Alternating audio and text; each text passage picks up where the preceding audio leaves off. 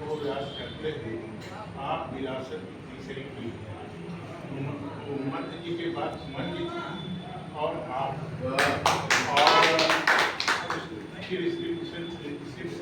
आपको करेंगे, लेकिन विरासत आपको ही संभालना चाहिए।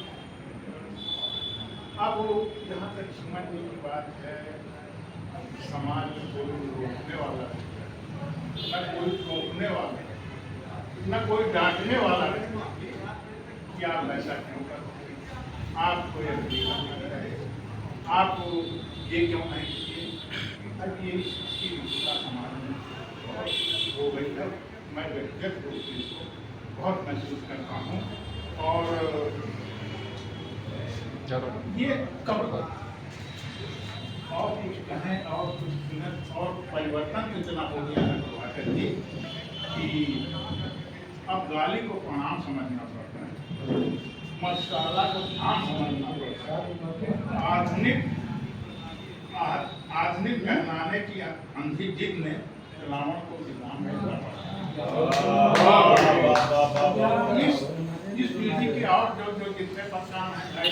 बहुत ही आज बहुत एक लगभग 1.5 साल के बाद मैं यहाँ लोगों के बीच में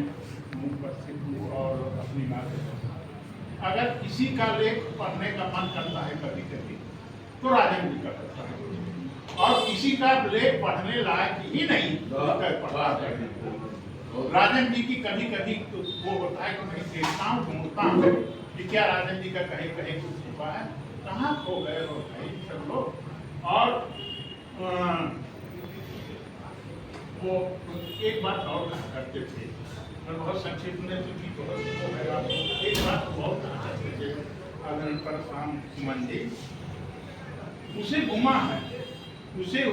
है कि मेरी उड़ान कुछ कम है, मुझे यकीन है कि आसमान कुछ कम है, मुझे यकीन है कि आसमान कुछ कम है। और सुनील ठाकर जी, अब तो मैं जो तीसरी मंत्री पड़ाव की वो जा रही आप लोगों के पास आप इस समय में इस स्थिति में हूँ कि आपने धन की धारा बहुत बहाल दी, अब काव्य धारा में आइए, वरना गुरु आपको माफ नहीं करेगा। गुरु आपको माफ नहीं करेगा। धन धारा बहुत बह रही है, चारों तरफ लुट रही है, चारों तरफ निकल रही है, लेकिन काव्य धारा की जो आपको विरासत मिली हुई है, जो नर्सरी आपको लगानी है, जो आपको क्या कहते हैं कि क्यारी सजानी है,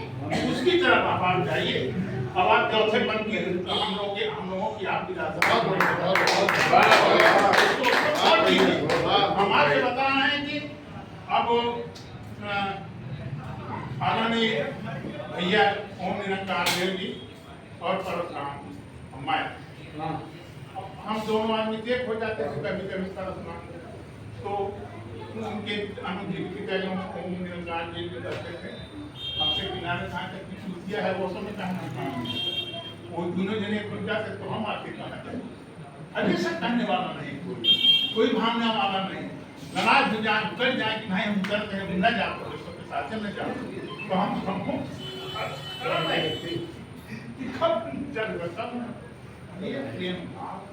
पारिवारिक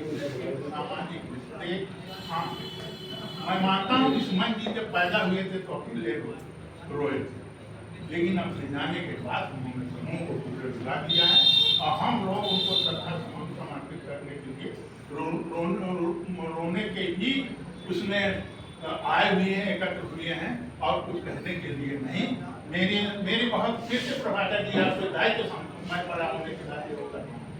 कि आप हैं इस लायक, आप इसको कर सकते हैं। आप छोड़िए देश का पिता का बात, ये सबको नसीब नहीं होता है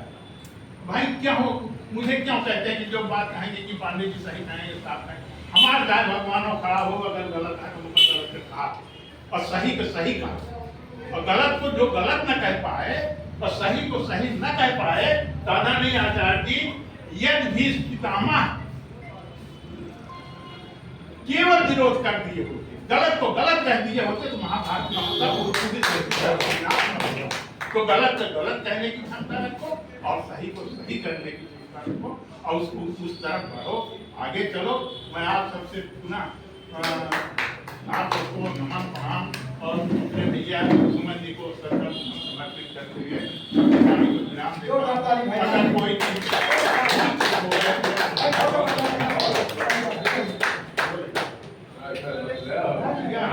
बहुत बड़ी बात क्या